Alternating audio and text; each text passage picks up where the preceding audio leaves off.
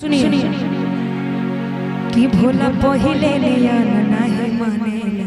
अच्छा कि अपना गौरा के गैर लेखा जानेला। हेलो कि कमी भइले भोला तोरा प्यार। अच्छा अरे नहीं मिक्सी मशीन ला के देवेला। तो सुनो किसी लो बटमा चुनिया। अच्छा नहीं कहना है क्या किसी लो बटमा भंगिया पीसे लो गौरा हाथवा दुखाता कि अपन भोला जी के दिलवा का कि तोड़े लो गौरा माने दिल तोड़ा था। एगो मिक्सी मशीन तो भाग नहीं दीजिएगा पीस के तो दिल ना तोड़ रहे हैं। हमको मिक्सी मशीन खरीद के दीजिए, कोई दिक्कत नहीं पीसने में। अच्छा गणेश की मम्मी कौन कौन सुनना चाहिए? चलेगा थोड़ा झूमने। हाँ आई हाँ इसी में सब हो जाएगा। सुनिए सुनाइए तब कि ना जाने का हो गई बाटे। इससे थोड़ा लाइव कर दीजिए हम। कि सर से चुनरिया सर केला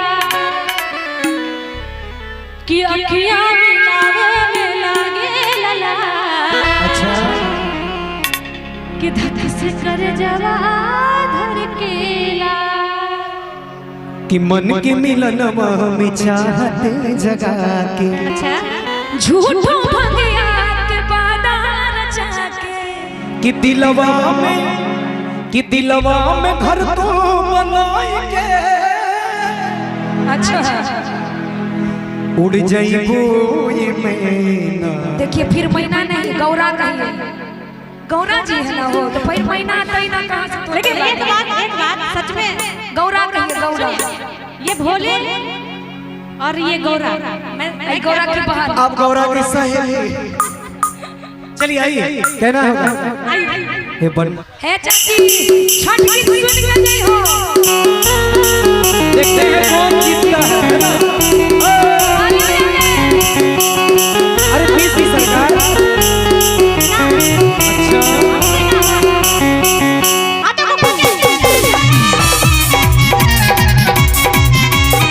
ये गणेश के मम्मी।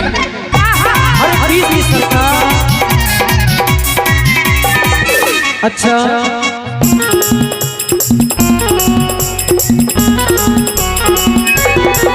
नहीं खाए कोवा में वो नहीं मिसरी मलाई। नहीं खाए कोवा में वो नहीं मिसरी मलाई। नहीं खाए कोवा में वो नहीं मिसरी मलाई। दल मनी धक पीस लिया दाना। ये गणेश के मम्मी ये गणेश के मम्मी अब पावन भांग किया दाना। ये गणेश के मम्मी बस पावन भांग किया दाना। राउर भंगिया बढ़ेर पिस पिस ढोला में। ये राउर भंगिया बढ़ेर पिस पिस ढोला में। राउर भंगिया बढ़ेर पिस पिस ढोला में। अच्छा राउर भंगिया बढ़ेर पिस पिस ढोला में। दुख होला बड़े दुख तो का चाहिए तो हर के। चलिए बैठ जाते हैं। कहो गणेश के ए गणेश के पापा हमसे ये भाग बिसराई। ए गणेश के पापा हमसे ये भाग बिसराई। अच्छा लेकिन भाग पीछे के पड़े। अब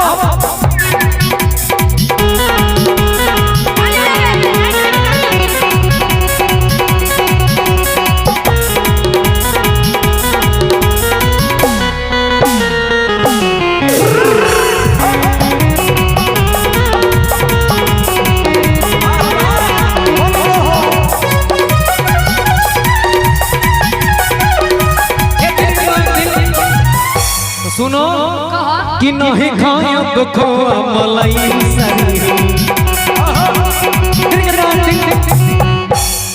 क्या कहना है कि नहीं खाया दुखो मलाई सरी कि नहीं बिस्बूत चितवा के साथ सुनो हो नहीं खाया दुखो मलाई सरी नहीं बिकबू कुछ दवा के साथ मिसरी सुलमतिया हमार बिना भावे जवान सुलमतिया हमार बिना भावे जवान हमरा सामने से जल्दी हटा कि हमरा सामने से जल्दी हटा देना। अच्छा ये गणेश के महतारी ए गणेश के महतारी अब बस चार चिलम्बर के थमा ए गणेश के मम्मी अब बस पावन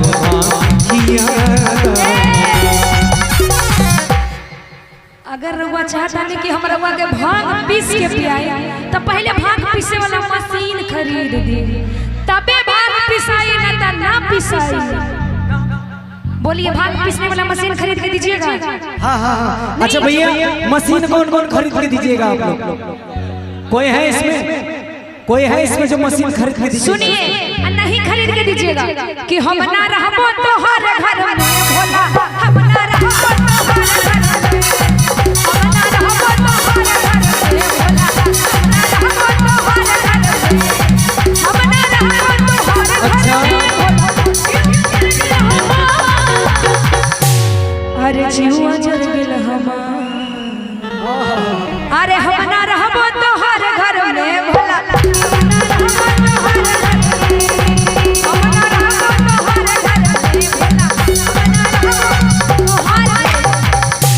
देखिए भांग धतूरा में क्या नशा ये भोलेनाथ जानते हैं और आप लोग जानते हैं, इसलिए कहना क्या अरे भंगिया धतूरा खाई के अबई छे चारे दिन भंगिया धतूरा खाई के अबई छे चारे दिन अरे भंगिया तू पीस के लाई दा गौरा चार दिन हे गौरा चार दिन अरे भंगिया तू पीस के लाई दा गौरा चार दिन हे गौरा चार दिन। भूल जाइए कि हम भांग पीसे तो भांग नहीं दीजिएगा तो नहीं हर भेज देंगे। हम खुद चले जाएंगे, आप क्या हमको भेजिए कि जा तहरा जाएंगे गाँव में नहीं खेत भर बोलो वाह वाह। सुनिए भोलेनाथ कि जा तहरा जाएंगे गाँव में नहीं खेत अच्छा आ तहरा नियन गौरा हमरा ये भाव बा। तो सुना इधर कि चाहे राजी होई चाहे होई नाराज अच्छा चाहे राजी होई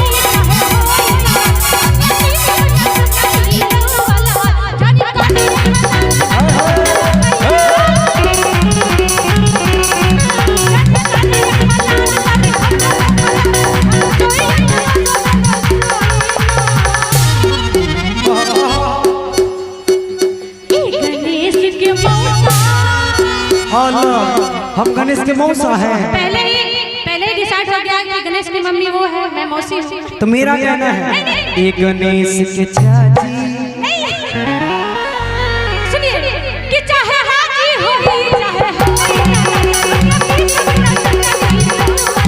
अच्छा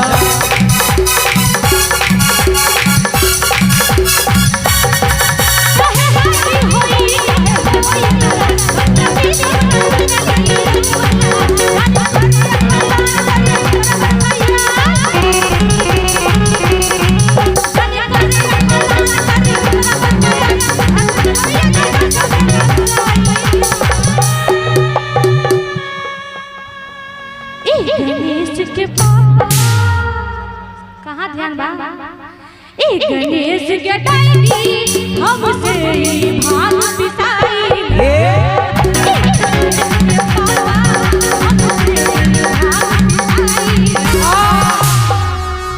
इतने चालाक है कि क्या बताएं आपको। डेली फुसला के अभी से भांग पिसवाते कभी हमसे। इसीलिए इनके लिए कहेंगे कि तुम तो अच्छा धोखेबाज हो, वादा करके भूल जाते हो। आज तक सर जी किसी को नहीं धोखा दिए हैं, कोई हमको दिया है। कि रोज रोज तुम जो भोला ऐसे करोगे, अच्छा अरे हम जरूर जाएंगे तुम भी बड़ी चालाक हो, मुस्कुरा के दिल जलाती हो। लेकिन एक और नहीं उसी पे ए गणेश के पापा बस ये भोंग पिस्ता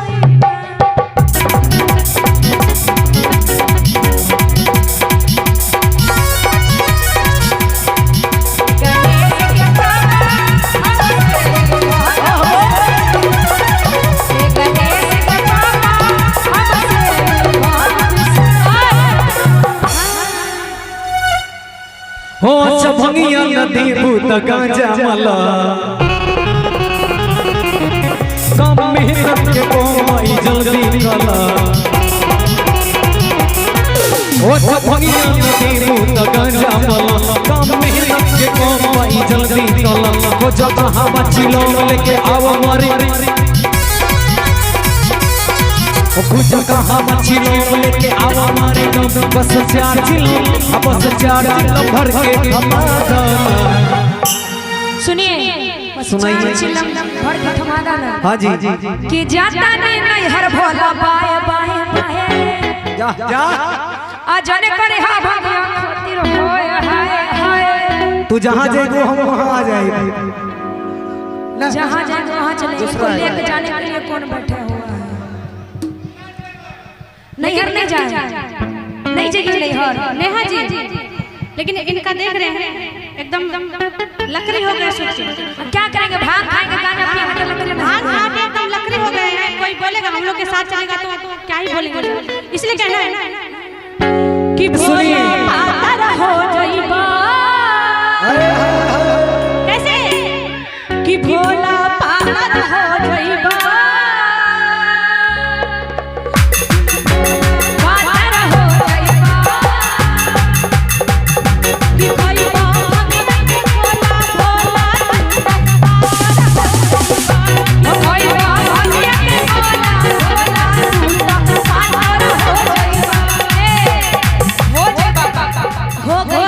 देखिए भोला पातर हो गइला। सुनो सुनो ये भोला पातर हो गइला। अच्छा मारी चिलम के धुआं धुआं भोला पातर हो गइला। मारी चिलम के धुआं धुआं भोला पातर हो गइला। भोलेनाथ को 3 लोग का टेंशन है। किसी को भांग का नशा है, मुझे तेरा नशा है। नहीं आपको ही भांग का नशा है। हाँ हमको है, हम गर्व से कहते हैं हमको है। क्या लेकिन एक फरमाइश आया है क्या? अरे भोला के पूजो ही के करारा भोरे भोरे के। अच्छा एक बात बताइए, इसको बोले या उसको बोले? हम निकल जाते हैं। आर वाला हाथ उठाइए, मतलब रुचि आर वाला हाथ उठाइए। कैमरा वाले भैया कपोत को छू कर लीजिए। अरे भोला के पूजो ही के करारा भोरे भोरे। सुनिए हमको मत कहिए, हम शादीशुदा पहले से रजिस्टर्ड हो रहे। चलिए तब 3 नंबर में रहिए। आइए अरे भोला के पूजो ही के करारा भोरे भोरे के। बोल दिए चाची, बोल दिए हो। एक बार हल्ला करो। तनी हल्ला कोई के बोल। एक बार आप लोग भी एक टाइम के बाद भी आप लोग भी है। इधर भी हमारा भैया सब है। अरे भोला के पूजो ही के करारा भोरे भोरे के। अच्छा क्या मांगते हैं बोलिए तो? कि छौरा देवी माई से मांगा हियो तोरे रे। आइए चलिए अरे भोला के पूजो ही के कराला भोरे भोरे के। भोला के पूजो ही के कराला भोरे भोरे। छौरा सी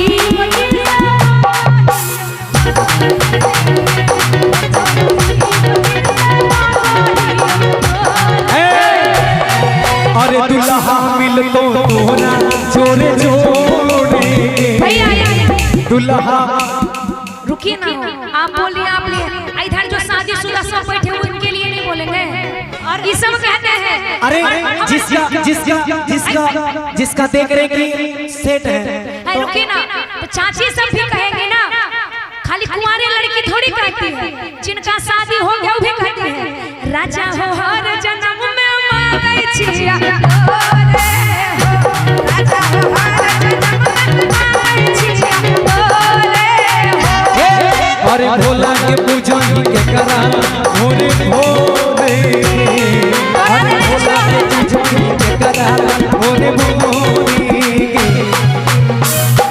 इन्होंने कुछ दिन पहले कहा था कि दुल्हा मिल तो तोरा जोरे जोरे, एक तो संभलता नहीं, जोरा कहाँ से संभालेंगे। इस बात को मैं रखी थी एकदम नोट करके, बताइए एक नहीं संभलता, ही बोले दुल्हा मिल तो जोरे जोरे। तो इसीलिए आपके लिए कहना है अरे दुल्हा मिल तो तोरा करिया गोरे। सुना ना रुचि जी बोलिए, काले हो तो क्या हुआ, दिल वाले हो गए ना जी, है ना।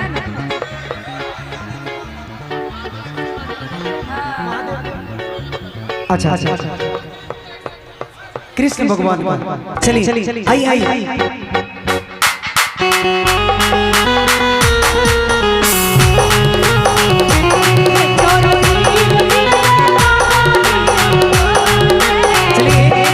अरे रोड में कवरियन के भीड़ी लगल, रोड में कवरियन के भीड़ी लगल, कमे चलावो तेज पिया ड्राइवर हो, पिया ड्राइवर हो, आधा धाका करता कहदे पिया ड्राइवर हो, आधा धाका करता कहदे।